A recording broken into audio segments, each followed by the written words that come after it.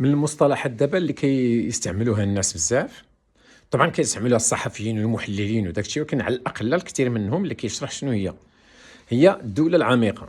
ولكن في الغالب كتكون عند اغلب الناس هي التساهل الماهل من التفسيرات اللي كيعفيهم من المنطق ومن التحليل ومن الاستدلال ومن الحجج. شنو هي الدولة العميقة بصفة عامة؟ اولا الدوله العميقه ما كايناش غير في الدول اللي كنسميوها ديكتاتوريه او استبداديه. الدوله العميقه كاينه في كل الدول بدون استثناء.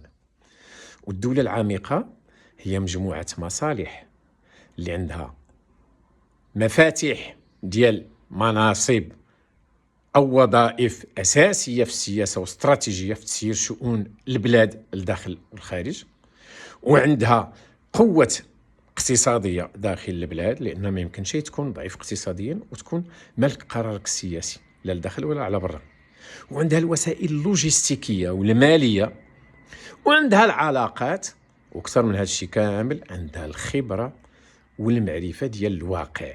بحال دابا الدوله العميقه في اي دوله كتكون عارفه البنيه الاجتماعيه والبنيه القيميه وانماط السلوك والعقليات فين متجهه، وعندها امتلاك الدواليب الأساسية والجوهرية والاستراتيجية في الاقتصاد ديال البلاد، وعندها علاقات خارجية، وعندها اللوجيستيك والإمكانية التقنية لتنفيذ قراراتها، وعندها الأمال الفلوس باش تنفذ هذا الشيء، وعندها الموارد البشرية الخبرات والناس المجربين والصحاح والمفكرين الصحاح إلى آخره، وعندها رؤية مستقبلية للأمور وكتفهم مكونات ديال المجتمع. هذا هو المعنى ديال الدولة العميقة. الدولة العميقة هي سلاح ذو حدين بحال كل ما خلق الله، تحافظ على الأمان وعلى الاستقرار وعلى الاستمرارية ديال الدولة، ولكن لا فوتت في خدمة مصالحها الخاصة، وشيء طبيعي تكون كتخدم مصالحها الخاصة، إلا خدمتها بكثر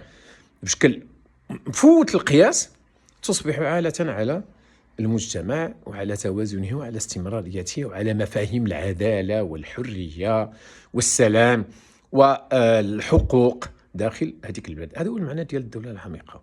الدولة العميقة إذن هي واحد الحاجة اللي هي طبيعية وعادية منذ ظهور الدولة، حتى في شكلها البدائي الأول. دائما كانت هنالك جماعات وأسر كبيرة ومجموعات تربط بينها مصالح محددة وتملك الإمكانيات على جميع المستويات اللي هضرنا عليها، هي ما يسمى بالدولة العميقة.